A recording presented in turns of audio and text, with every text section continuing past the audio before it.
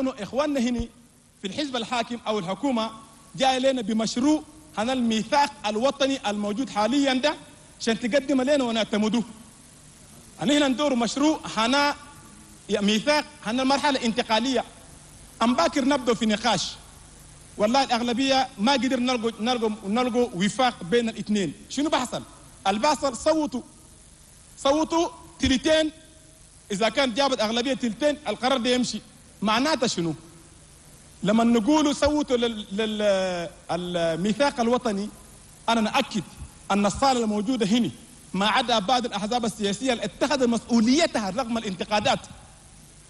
ده ممكن يقول أنا ضد المشروع الميثاق الوطني يرفع يده في المكان ده أنا ما نشوفه. الشغل الآخر القانون الانتخابات إحنا ليش أسسنا أحزاب إذا كان ما دير نخدع الشعب. أسسناه عشان فعلا نجيب التغيير وتغيير يكون في ديمقراطية مكشوفة لكل الناس. ما نكون ديمقراطية وعملنا ما ديمقراطي ما يقى معنا. إذن دايرين مشروع أن الانتخابات ده يكون واضح. ممكن باكر يجيبوا لنا مشروع جاهز وسمعنا أن دايرين يسووا لنا مشكلة هنت الكاميرون يجيبوا لنا في تشاد هنا دايرين ناخذ حذرنا. إذن دايرين قلنا كي نرفع الأغلبية ده إلى أكثر من الثلثين. قرارنا ندور يكون قرار هنا كونسنسوس هنا إجماع. إذا كان ما لقينا الإجماع نقبل للثلثين. معناته شنو؟ إحنا جينا هنا في المؤتمر ده نصادق على مشاريع جاهزة جينا عشان نمشوها بس، وهذا لا يصح. إذا كان فعلا نيتنا مخلصة عشان دايرين نحل مشكلة هنا تشاد ده خلينا نقبل كون كل الناس يعطوا آراهم وما نجيبوا أغلبيات جاهزة عشان نلبسها للناس. الخلق المفصل جاهز ده نزل الطوال اللي بيصير بقى منه قصير. عشان ده أنا من دورة ضروري نفهمه كلنا كونه مقتبل هنشد يهمنا. كونه حل واضح وصريح لكل التشادين ده يهمنا جدا. خلينا نكون صريحين ونحلوا مشكلتنا بصراحة. Si le président le permet, je donne la traduction de mon propos très rapidement. Je voulais dire, allez-y, Monsieur le Président, que nous sommes ici, c'est pour chercher à résoudre définitivement des problèmes que nous avions vécus dans ces pays-là depuis bientôt 30 ans.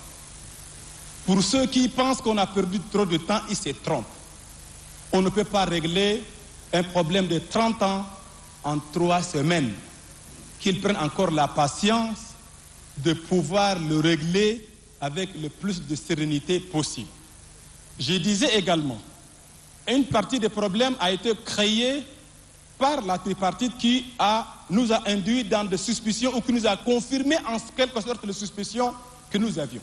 Qu'est-ce qui se passe? Quand on s'est bloqué sur l'article 58 et que nous avions demandé qu'il y ait des concertations entre les grands groupes, eh bien, on a consulté quels sont ceux que l'on a consultés parmi les grands groupes. Et je disais tout à l'heure que je vais citer des noms, qu'ils m'excusent, je n'ai aucune autre idée que de donner des clarifications pour ceux qui n'ont pas bien suivi la question. On a consulté parmi les grands groupes le représentant de notre colonie tchadienne au Soudan. Le représentant ici, c'est mon frère et ami Youssouf Brema, qui est le représentant du bureau du MPS à Khartoum. On a consulté parmi les grands groupes le président de la Ligue des intellectuels arabophones, dont je suis. Et il se trouve que le président de ce groupe-là est membre du comité exécutif du MPS, mon frère Bachir Samani. C'est un grand groupe. On a consulté la chambre consulaire. Celui qu'on a écouté, c'est mon ami Adou de Artin. Il se trouve qu'il est le président du commerçant du MPS. On a consulté les présidents des comités de gestion. On a envoyé ma soeur Virgo. Il se trouve qu'elle est membre du comité exécutif du MPS. Voilà les grands groupes. C'est des grands groupes, je suis convaincu. Mais dans tous ces grands groupes-là, il n'y a pas que de représentants d'un seul parti. Et je le dis vraiment sans aucune rancune, c'est pour seulement la clarification. Je vais plus loin. Maintenant, pour ce qui est de l'article 58, nous ne sommes pas venus ici pour cautionner quoi que ce soit. Nous sommes venus pour chercher avec les uns et les autres le consensus nécessaire pour que nous puissions désormais jeter des bases nouvelles pour une société tchadienne nouvelle. Qu'est-ce qui se passe si nous acceptons les formulations et les quorums proposés par la tripartite? Pour ce qui est du quorum, on a dit 2 tiers pour la présence et pour la prise de décision. Et quand on va, parce qu'on croit avoir obtenu toutes les garanties nécessaires à travers le corps du texte, on verrouille, on dit, pour amender, il faut passer à 4/5. Monsieur le Président de la tripartite, nous devons faire un travail consistant qui va de l'intérêt de tous. Je disais tout à l'heure que nous avions appris, entre autres, que la délégation des partis au pouvoir vient avec le projet de la charte nationale pour nous le proposer. Et c'est normal, nous sommes de la politique. Nous aurions aimé rédiger une nouvelle charte de transition. Demain, qu'est-ce qui va se passer? On discute, il n'y a pas de consensus. Et on dit, passons aux 2 tiers. Je veux bien voir dans cette salle, en dehors de quelques partis qui ont pris la responsabilité de lutter pour le changement, les gens qui vont dire, je suis contre la charte et vont lever leurs mains. Je vais bien les voir, Monsieur le Président. Et alors, pour cette raison, nous disons, pour que la décision que nous aurions prise soit une décision qui se rapproche du consensus, puisque notre objectif du consensus, pourquoi retomber du consensus aux 2 tiers? Non, pour combler toutes ces inquiétudes, passons au moins à 4/5. Et là, nous disons, la rédaction proposée tout à l'heure par le rapporteur général, mais il n'y a rien, excusez-moi le terme, de plus ridicule. Qu'est-ce qui se passe? Quand on dit 4/5, et puis si on ne s'entend pas, on revient à 2 tiers. Mais ça annihile complètement. Ça annihile le 4/5. Ça n'existe plus. C'est pour cette raison-là que nous disons ceci. La meilleure façon, Monsieur le Président, qu'on prenne le temps. Ce n'est pas difficile.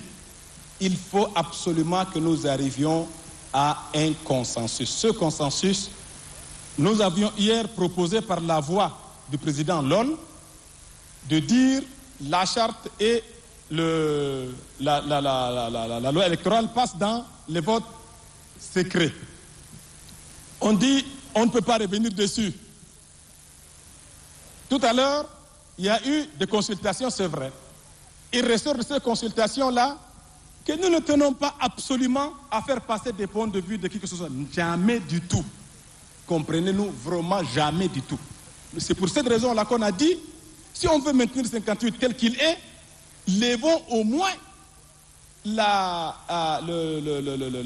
quorum des votes ou de décisions à 4/5. Mais ces minimums-là, on ne peut pas les concéder. Mais qu'est-ce qu'on est venu faire? Et alors, si on pense que vraiment, on a amené les gens ici pour leur faire avaler n'importe quoi, excusez-moi les termes, et je m'excuse beaucoup des termes, vraiment, beaucoup ne sont pas prêts à l'avaler. Je vous remercie.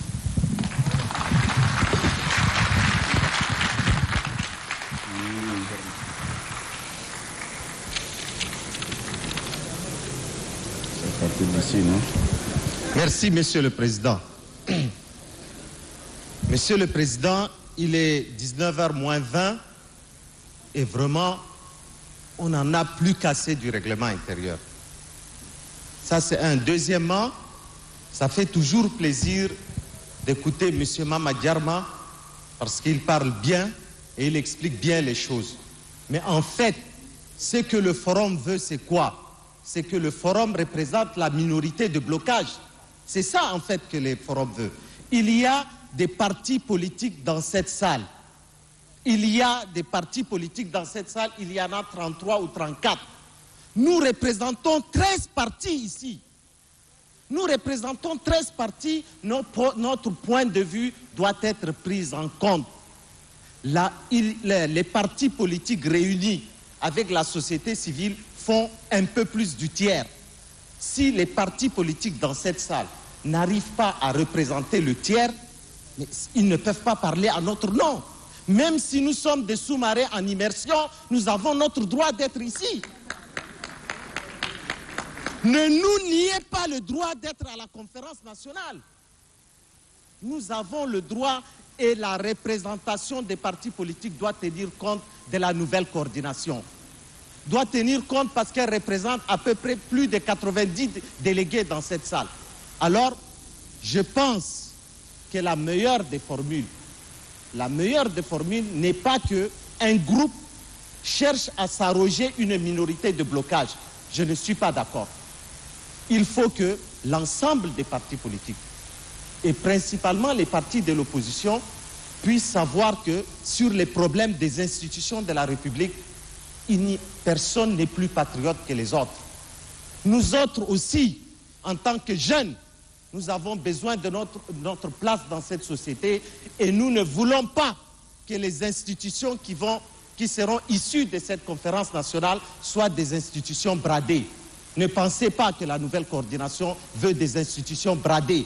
Nous voulons des institutions qui garantissent à nous notre avenir. Parce que pendant 30 ans, c'est nous qui avons trimé dans ces pays-là. Et nous voulons nous aussi participer à l'avenir de ce pays. Nous voulons y participer avec nos idées. Nous souhaitons, si on doit trouver un consensus ici, qu'on tienne compte de l'esprit de la nouvelle coordination, qui est une coordination qui a choisi une modération. Et permettez-moi, Monsieur le Président, de finir sur ces problèmes et de parler pourquoi on est modéré. Nous sommes modérés, c'est parce que nous ne voulons pas que notre pays tombe dans des aventures. Nous ne voulons pas, et c'est notre droit, que notre pays puisse aller dans des impasses sur le plan politique. Ce n'est pas que nous voulons brader quoi que ce soit. Je vais vous donner un exemple. Je suis d'accord avec le forum que la loi électorale détermine la vie et la mort des partis politiques. C'est normal que sur la loi électorale, nous puissions rechercher le plus de consensus possible. Mais personne ne dit si un parti de la nouvelle coordination ne s'entendra pas peut-être avec le MPS sur une forme de loi électorale. La loi électorale, c'est une stratégie propre à chaque parti, selon sa représentativité. Un parti fort peut demander le scrutin majoritaire, un parti faible peut demander le scrutin proportionnel. Personne ne peut dire sur la loi électorale qui va prendre quoi. Si les gens ne savent pas qu'est-ce que c'est une loi électorale, ils doivent se pencher dessus. Deuxièmement, sur la charte. Pensez-vous vraiment qu'on puisse faire une charte qui ne puisse pas tenir compte de l'exécutif actuel? Cette charte sera vouée à l'échec parce que la souveraineté de notre conférence, soyez indulgents et écoutez-moi jusqu'au bout, si vous m'écoutez, vous me comprendrez mieux. Je vais vous dire une chose, notre souveraineté que nous avons proclamée n'a de sens effectivement que si le pouvoir, comme l'a dit le président Ouattara, l'accepte. Si l'exécutif actuel ne l'accepte pas, cette souveraineté ne servira à rien. C'est donc dans un esprit de consensus. C'est dans un esprit de consensus. C'est dans un esprit de consensus parce que c'est dans le consensus qu'on peut définir la légitimité. J'ai dit les choses de manière claire parce que je voulais exprimer cela dans les débats plus tard. Mais on veut que dans le règlement intérieur, on verrouille tout. Ce n'est pas possible. Il faut permettre que le travail de la tripartite est un bon travail. Je suis parmi ceux qui n'ont pas fait de cadeaux à la tripartite. Je pense qu'elle sort de l'eau, elle sort la tête de l'eau, elle fait un bon travail. Son président commence à faire un excellent travail. Il faut que nous l'aidons. N'en déplaise à ceux qui croient détenir le patriotisme et l'intelligence à eux seuls. Nous sommes là, il faut en tenir compte de notre présence. Je vous remercie.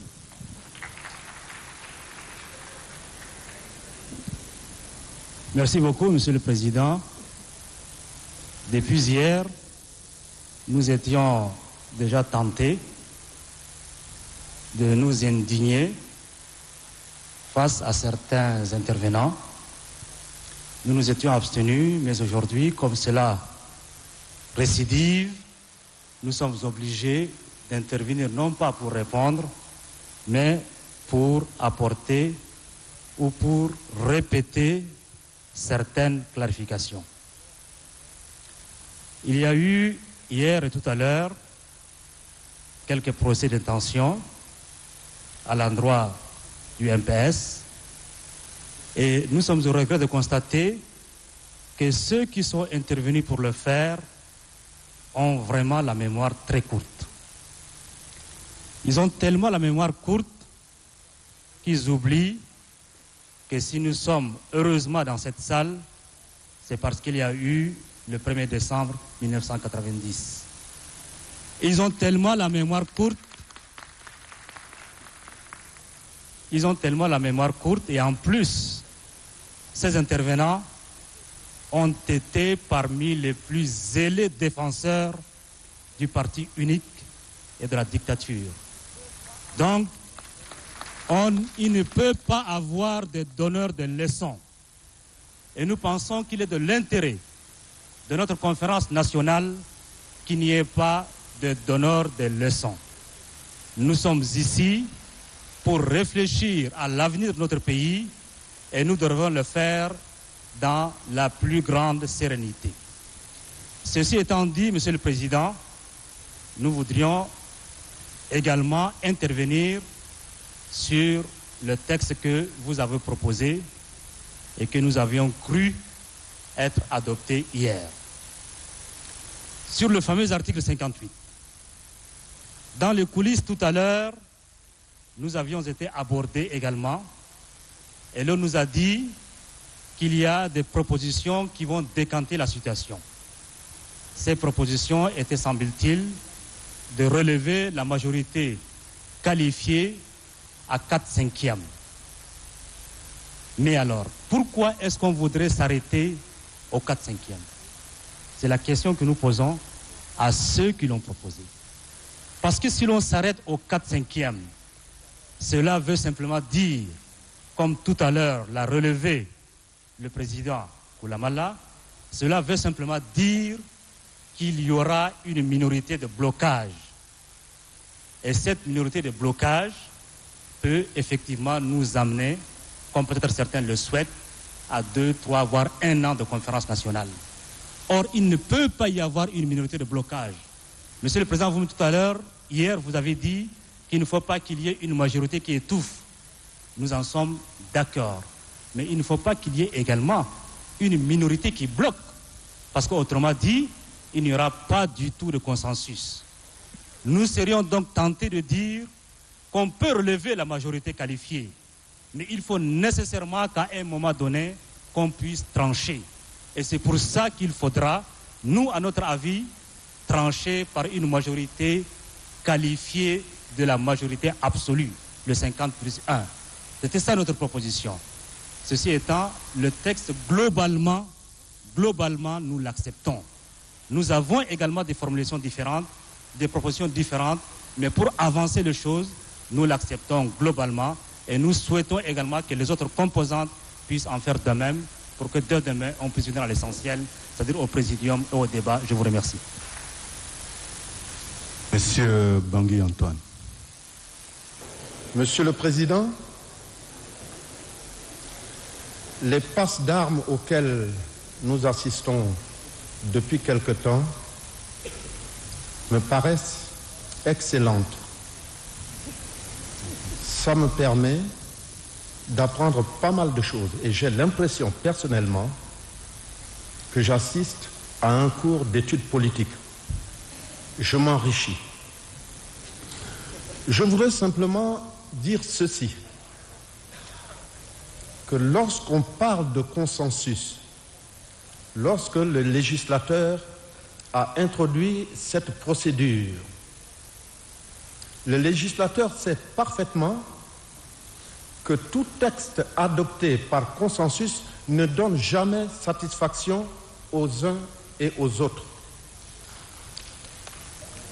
Ça permet simplement de continuer, de poursuivre les travaux lorsque plusieurs formations, plusieurs groupes n'arrivent pas à s'entendre sur des questions fondamentales.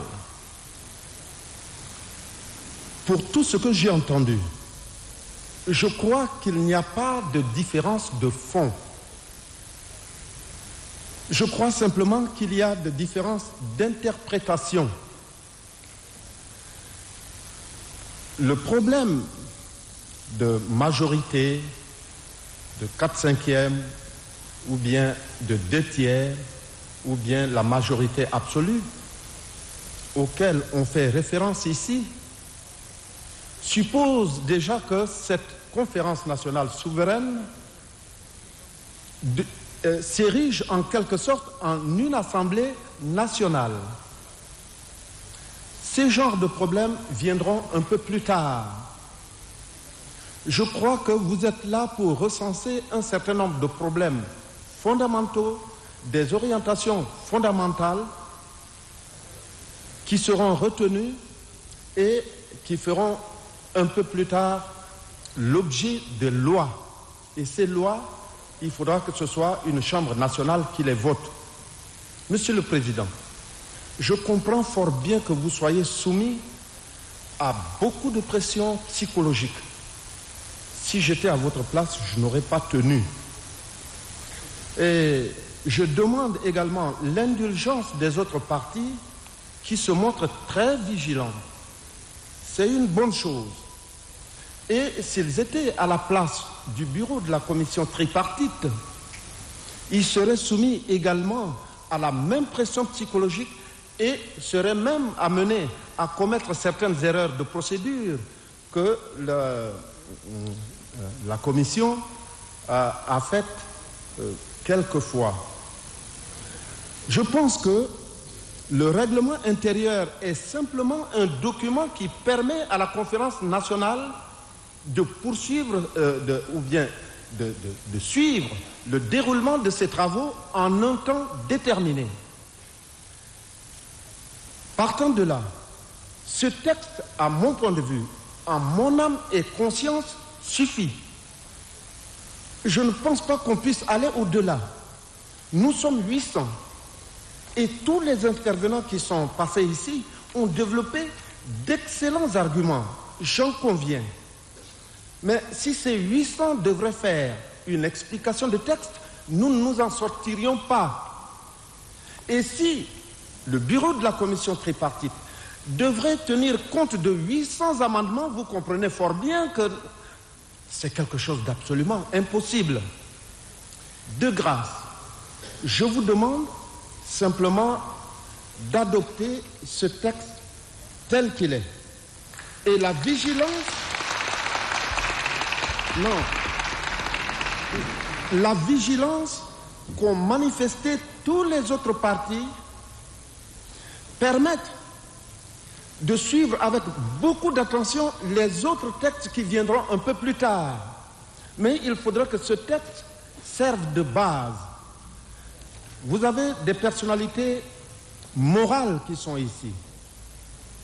Vous avez par exemple l'imam, les évêques qui sont là parmi nous, le président du groupe des sages qui sont parmi nous et qui constituent quand même une caution pour la conférence nationale. Alors, j'en termine en disant simplement ceci. Il faut calmer le jeu. Nous ne devrions pas aujourd'hui sortir de cette salle en demandant à la commission tripartite de faire encore d'autres amendements. Des amendements ajoutés à d'autres amendements, nous reculerons à des dates indéterminées. Alors, je termine. Je ne suis pas aussi orateur que tous les autres intervenants, mais je leur demande simplement d'avoir un peu d'esprit de tolérance, un peu d'esprit de pardon, un peu d'esprit d'humilité pour accepter ce texte-là. Et vous verrez, vous serez vigilants pour les autres. Merci.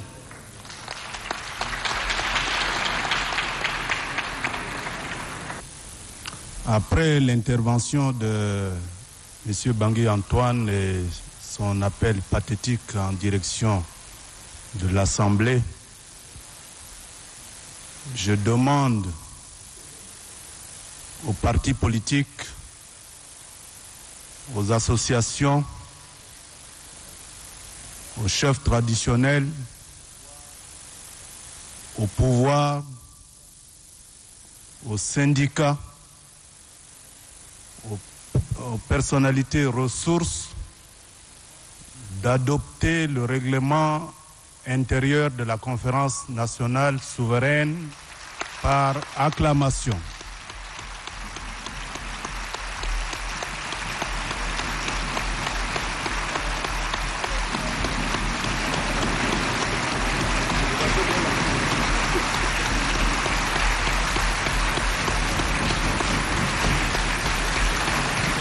Merci beaucoup.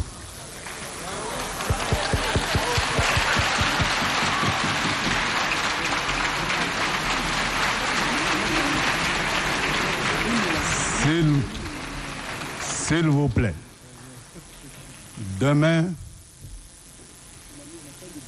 la journée sera libre pour les consultations afin de passer à l'élection du présidium. Demain,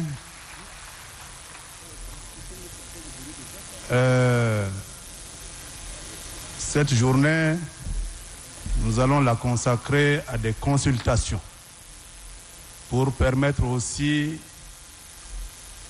d'aller vite le samedi pour l'élection du présidium. Donc le samedi, nous reprenons nos travaux à 9h. Merci. La séance est levée. La séance a été une séance marathon et finalement le projet du règlement intérieur a été adopté par acclamation comme vous l'avez eu à le suivre ici. Après donc quelques modifications, quelques amendements apportés.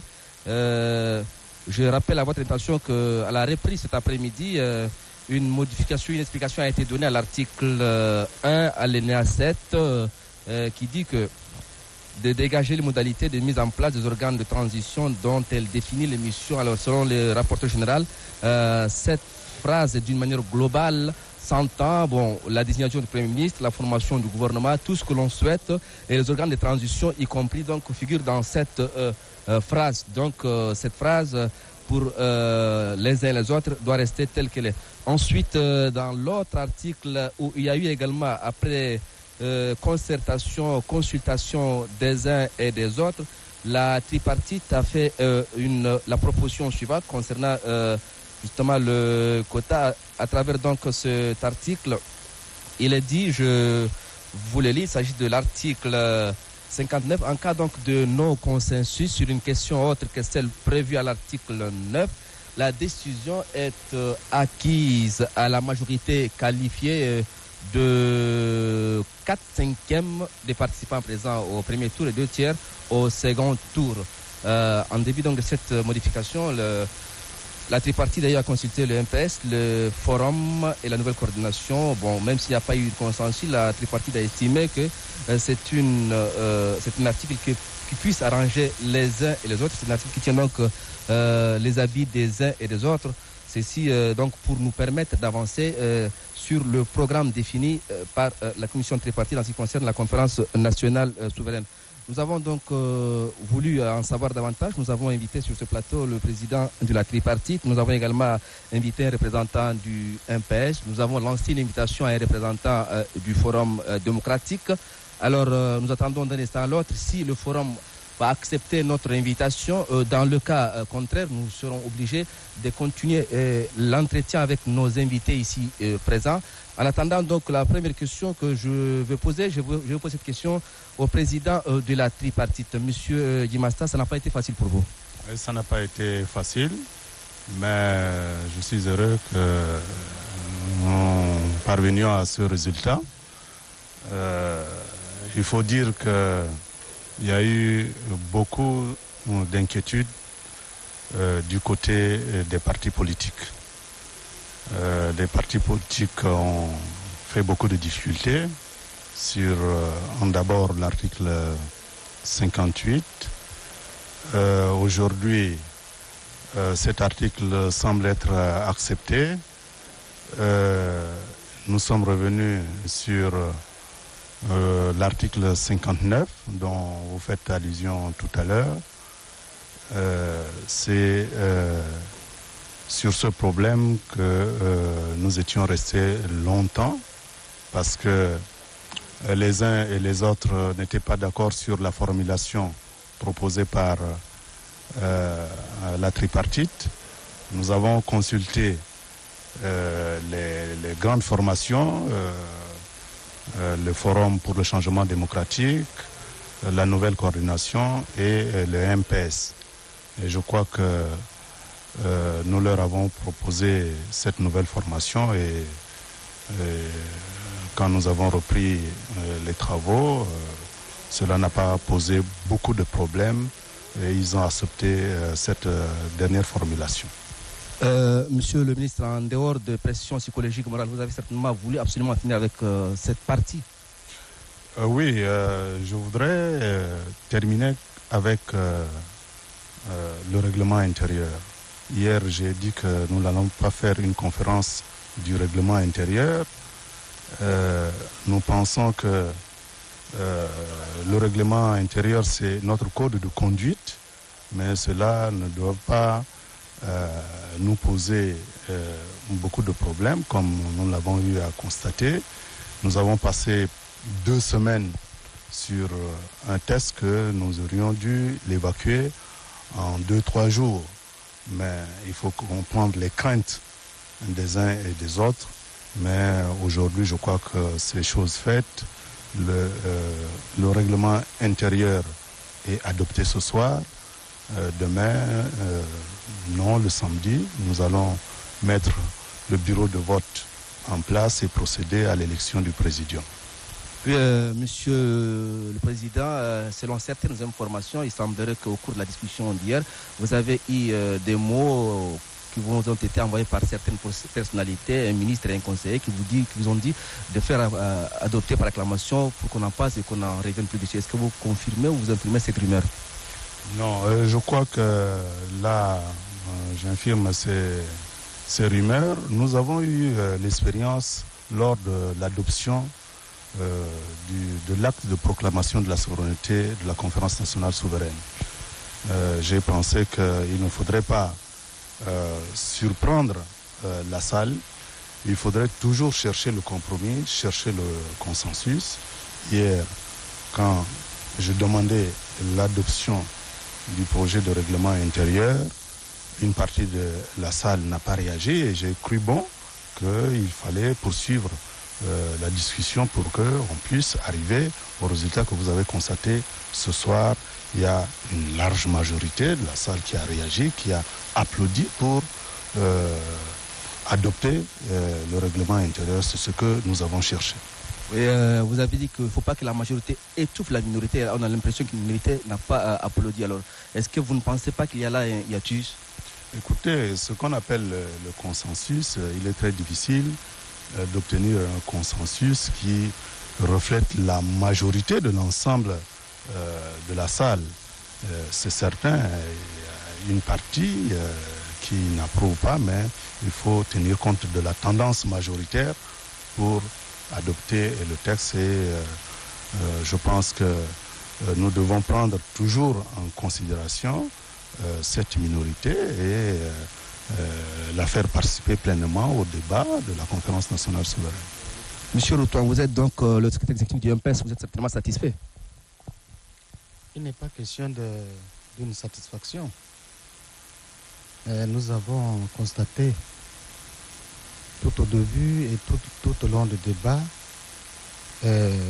qu'il y avait justement cette minorité qui devrait se dégager pour faire un blocage.